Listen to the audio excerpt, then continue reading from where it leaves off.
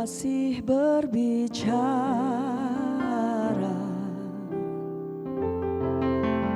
namun tak punya cinta kasih.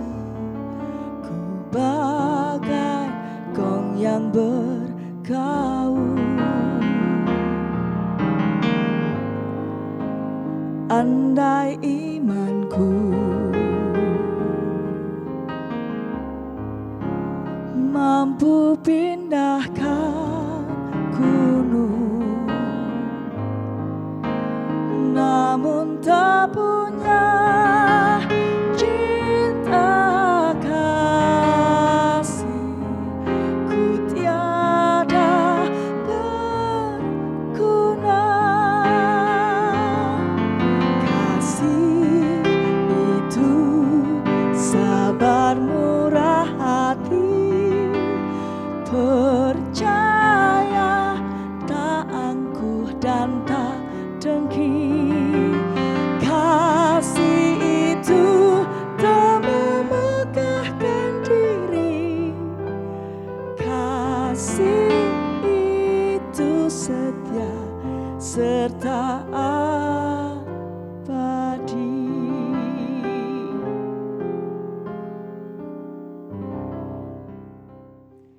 Saudara-saudari terkasih, apa kabar?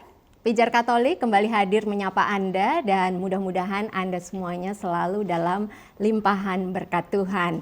Dan kali ini dalam Pijar Katolik kita akan berbicara mengenai sebuah persoalan, sebuah tema yang persoalannya sedang menjadi sesuatu yang sangat relevan dengan kehidupan kita sehari-hari. Nah, kita akan berbincang bersama narasumber kita mengenai bijak mengelola sampah wujud pertobatan ekologis umat Allah.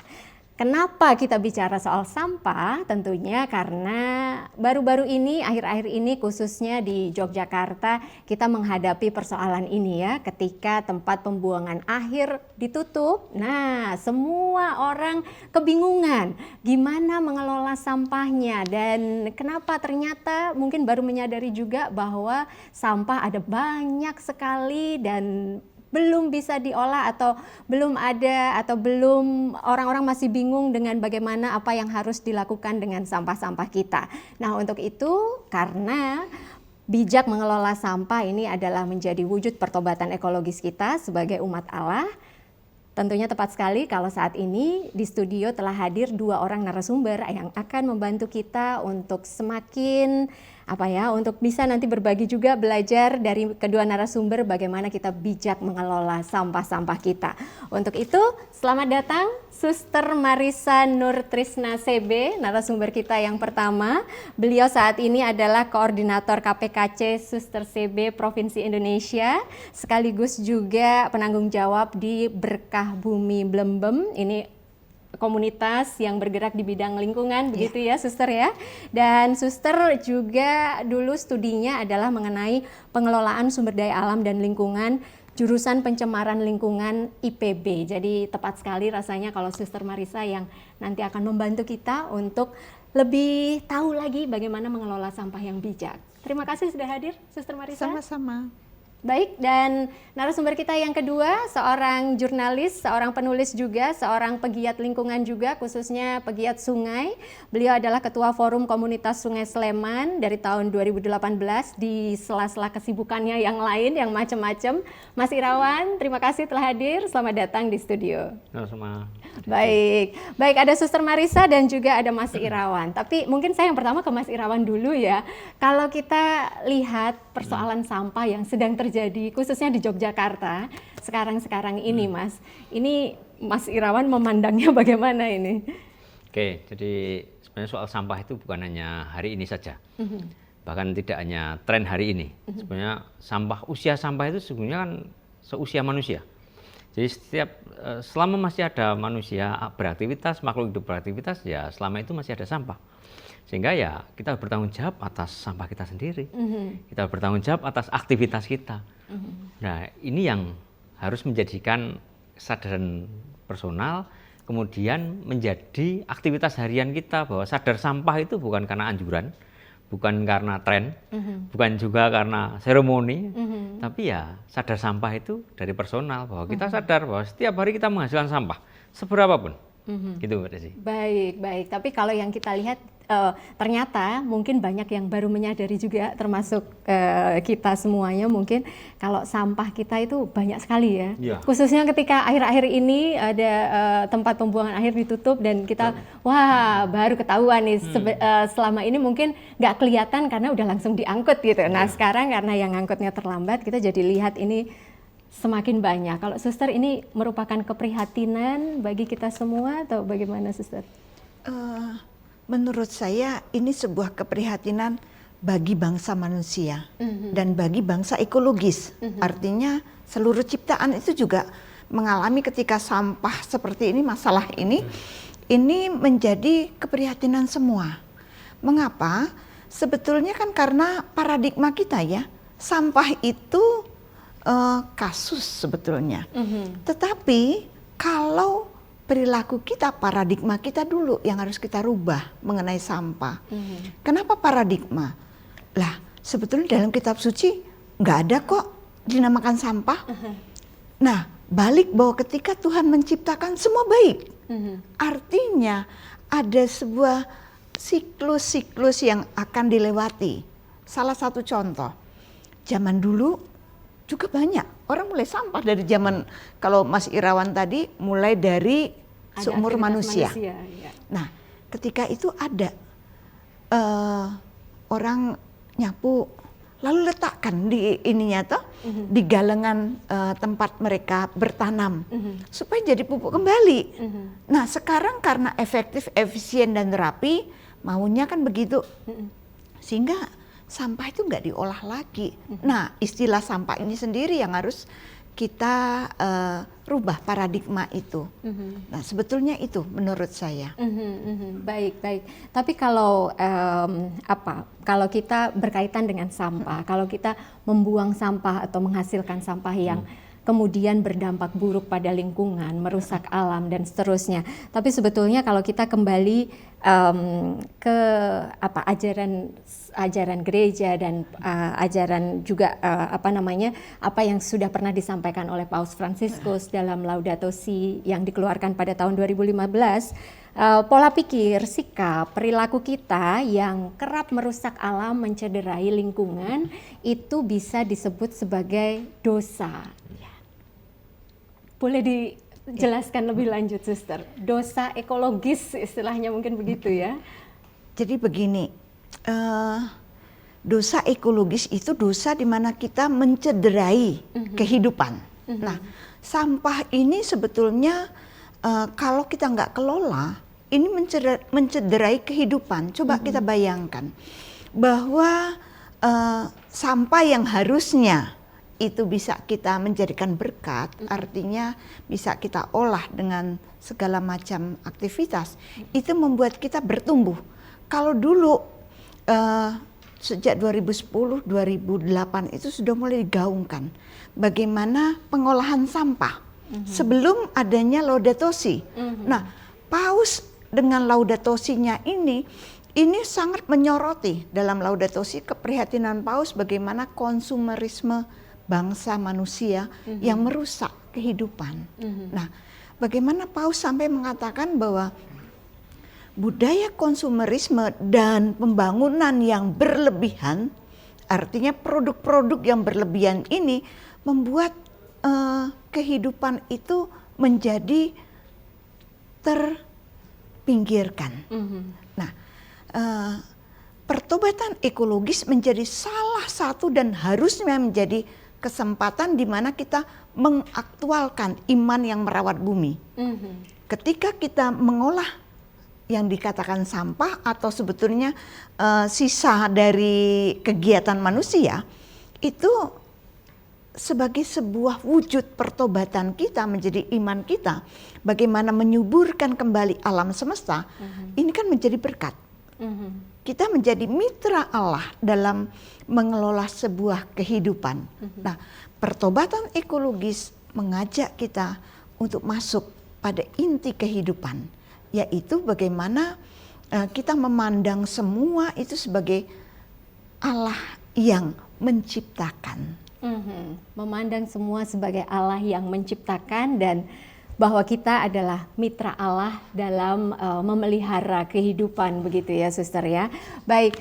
Kalau bicara mengenai pertobatan ekologis, ini ada dari aspek atau dari tingkat personal, begitu ya Suster ya, dan selain itu di struktural juga simbolik. ada dan juga simbolik. Nanti kita ngobrol-ngobrol lebih lanjut Suster, mana yang atau apa yang bisa kita lakukan khususnya di tingkat personal, dan mungkin juga bagaimana kita bisa membuat gereja kita menjadi semakin hijau, bebas sampah gitu ya, zero waste mungkin.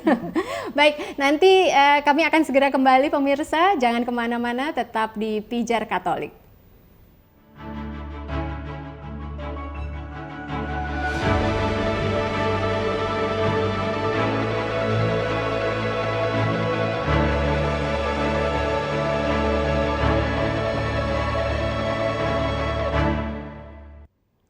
Masih di Pijar Katolik pemirsa, dan kita masih bicara mengenai bijak mengelola sampah, wujud pertobatan ekologis umat Allah. Masih bersama dengan Suster Marissa dan juga Mas Irawan. Beliau berdua pemerhati lingkungan hidup, dan tepat sekali kalau kita melanjutkan bincang-bincang kita mengenai sampah ini tadi. Tadi Suster sudah menyinggung mengenai pertobatan ekologis ya. Salah satunya yang harus kita atau yang bisa kita lakukan adalah mengelola sampah, begitu ya, yang berkaitan dengan hal ini, karena ini dekat sekali dengan kehidupan kita sehari-hari, begitu ya Suster ya. Nah, ini kita harus mulai dari mana sih Suster sebetulnya? Kan kalau dalam situasi ketika atau yang akhir-akhir ini terjadi, kita saling menyalahkan gitu ya. Kenapa pemerintah nggak membangun ini? Tapi kenapa juga orang-orang nggak mau memilah sampahnya? Kita udah milah di rumah tapi di angkotnya dicampur lagi dan lain sebagainya. Jadi saling menuding ini banyak terjadi juga. Tapi sebenarnya kita harus mulai dari mana Suster? Untuk kita menjadi partner Allah dalam, mitra Allah dalam memelihara kehidupan itu. Yang pasti kita mulai dari diri kita sendiri. Sampah itu kita produksi. Artinya bahwa kita harus juga mengelola ini. Mulai dari apa? Pemilahan, tadi kalau sudah dipilah, bukannya dipilah lalu diserahkan ke petugas ya. Tapi bagaimana kita mengelolanya. Nah, ini wujud pertobatan ekologis kita. Lalu sebagai personal ya, bagaimana kita memilih makanan yang tidak banyak mengandung sampah. Misalkan membeli di pasar, ya bawalah tempat. Atau plastik yang ada cuci bersih, kasihkan lagi ke tukang yang jualan. Ini ya. Lalu kita juga bisa memilih kok. Sebetulnya kita punya yang dikatakan kita ini sebagai pribadi ekologis. Kita sudah tahu itu bahwa oh ini tidak cocok untuk kita. Nah, permasalahannya kita masih melanggar batas-batas ini. Maka bagaimana kita perlu wujud pertobatan personal ini didukung oleh wujud pertobatan yang namanya struktural. Gereja-gereja sudah cukup banyak melakukan. Ada bank sampah, lalu ada juga mereka membuat pengolahan sampah menjadi sampah organik. Lalu termasuk kami di Berkah Bumi Blembem itu menerima sampah organik dari mana? Dari komunitas CB di Jogja. Nah, seminggu 2 kali dibawa ke sana, kami olah. Setelah hasilnya kami bagikan lagi untuk apa? Untuk merawat atau menjadi pupuk kembali di komunitas-komunitas. Ini salah satu wujud pertobatan struktural dari gereja sebetulnya. Dan Jogja Timur maupun Jogja Barat sudah cukup banyak ya kita berbicara untuk hal ini. Hanya bagaimana tanggung jawab ini menjadi tanggung jawab kita bersama. Nah, yang harus kita lakukan adalah setiap pribadi wajib mengelola sampahnya sendiri. Setiap pribadi wajib mengelola sampahnya sendiri. Jadi bertanggung jawab dan ya itu ya. Jadi mulai bahkan sebelum kita mengkonsumsi, kita sudah menjadi lebih mindful istilahnya begitu ya. Kita pikirkan dampak dari sisa konsumsi kita itu apakah akan menjadi sampah atau tidak. Mas Irawan mungkin bisa, pasti ada banyak tips atau berbagi cara-cara yang bisa dilakukan oleh pemirsa di rumah khususnya, mulai dari mana gitu. Bisa banyak hal kita mulai, salah satunya ya membangun mindset. Jadi sampah itu kan, definisi sampah yang paling sederhana adalah dijual tidak laku, diolah tidak bisa, itu sampah. Jadi ketika dijual masih laku, diolah masih bisa, itu belum sampah. Jadi kadang kita membuang barang yang sebenarnya dijual masih laku. Atau masih bisa digunakan lagi. Masih bisa digunakan lagi. Jadi hal-hal yang masih bisa digunakan, bisa diolah ya belum sampah. Nah, ada banyak hal yang kami dengan teman-teman para pegiat lingkungan ini kan di ruang praktisi ya. Jadi cukup banyak kok sebenarnya sampah yang kita hasilkan itu sangat sedikit kalau kita mau mengelola tadi. Misalnya plastik itu ada yang pengepul plastik sudah ada dan nanti akan menjadi biji plastik. Kemudian buah, kulit buah sekarang jadi ekoenzim. Lalu ada lagi kalau orang Jawa istilahnya beling atau pecahan kaca, itu ada juga yang mau mengepul itu. Jadi praktis tidak ada loh barang yang dibuang. Semua sudah ada yang akan membantu mengelola. Tinggal bagaimana kita berbagi peran saja. Peran kita adalah menata, mengelola. Sampai pada titik itu bertanggung jawab atas sampah kita sendiri. Jadi pertobatan personal ini adalah gerakan kok, bukan omongan. Jadi gerakan berbasis bukti, jangan gerakan berbasis opini. Nanti perang opini sampahnya tetap berserak. Nah, lalu berbasis bukti dong. Jadi setiap rumah bisa kita memulai mengelola sampahnya masing-masing. Lalu ketemu nanti tiap minggu berapa gram sih sampah yang benar-benar sampah. Itu akan ketemu.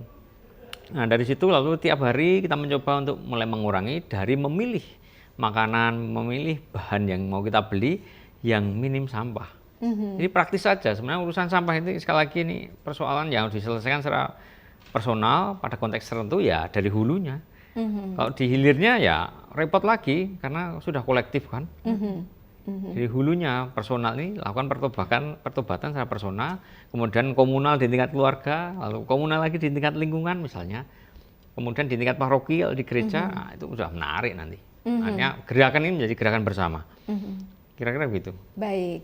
Memang mau nggak mau harus mulai dari kita sendiri begitu ya, karena kadang-kadang kalau kita membuang sampah gitu atau kita mengkonsumsi dengan plastik sekali pakai banyak menggunakan, kan cuman satu, tapi yang bilang kan cuman satu itu kan sekian banyak orang, ratusan juta orang. Kalau botolnya yang kan cuman satu itu kumpul semuanya ya jadi berjuta-juta dan itu menjadi masalah bersama. Nah untuk itu ya solusinya kita harus mulai dari kita sendiri juga.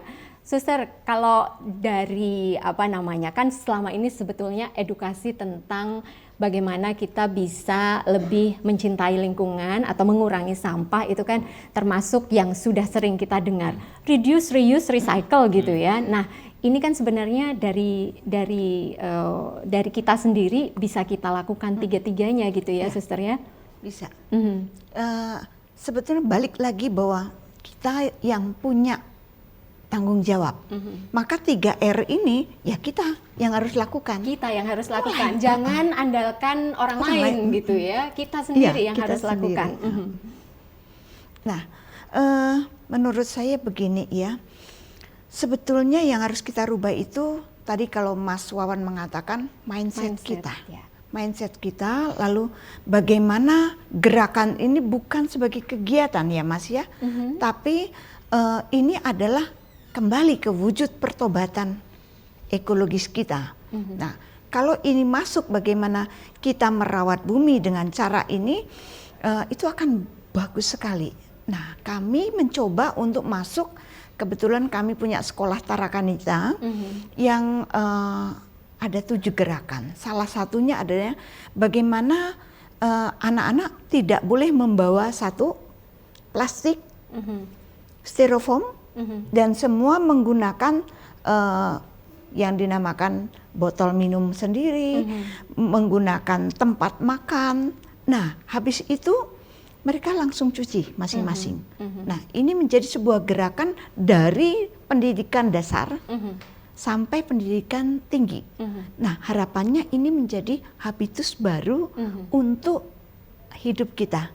Dan ke depan investasi kita adalah anak-anak ini menjadi penggerak cinta lingkungan. Baik, baik. Habitus baru yang mungkin untuk mengawalinya juga kadang-kadang tidak langsung mulus begitu ya, tapi memang harus diupayakan, harus diusahakan. Dan ya saya sendiri mencoba, saya adalah Miss Rantang, jadi kemana-mana bawa rantang gitu ya. Tapi ini adalah salah satu mungkin cara yang tampaknya cukup sederhana yang bisa kita lakukan mulai dari diri kita, dan mudah-mudahan juga ya kita semuanya tergerak untuk semakin menyadari secara personal, lalu juga mulai menggerakkan lingkungan sekitar kita, dan nanti di tingkat-tingkat selanjutnya sehingga di hulunya pengolahan sampah menjadi lebih mudah juga, kira-kira begitu, Nje. Baik, ini kita sudah sampai di penghujung acara. Mungkin dari Mas Irawan dan juga Suster ada pesan untuk semua pemirsa yang sedang menyaksikan acara ini. Monggo Mas Irawan dulu. Ya, terkait sampah memang kita harus bertanggung jawab atas sampah kita sendiri. Jadi seberapa sampah yang kita hasilkan itu adalah tanggung jawab kita. Jangan lagi menggantungkan pada pihak lain. Dengan begitu pertumbuhan ekologis berbasis bukti. Tidak lagi lalu kita sibuk beropini terkait dengan bagaimana kita mengelola sampah. Itu.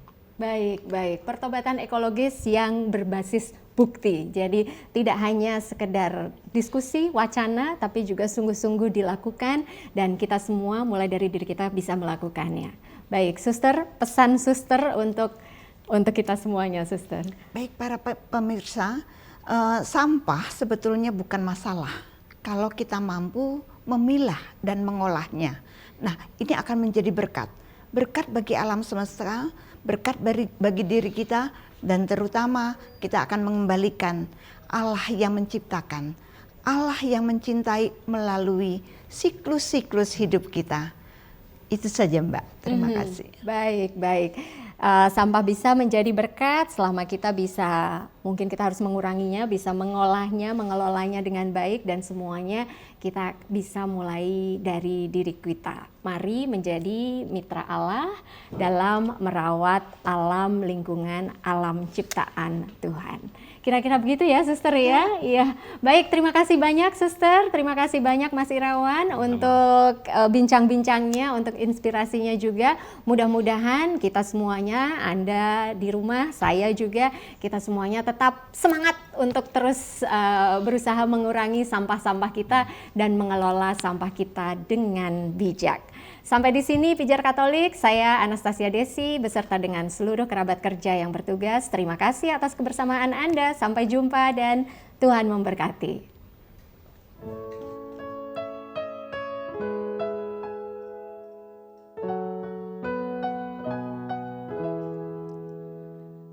Yang namamu Maria, Bunda yang ku cinta, merdu menawan hati segala anakmu. Patutlah nama itu hidup di batinku, dan nanti ku ucapkan di saat ajalku. Yang nama yang keramat, perisai hidupku. Dengan nama Maria, aku pasti menang. Patutlah nama itu hidup di batinku, dan nanti ku ucapkan di saat ajalku, dan nanti ku ucapkan di saat ajalku.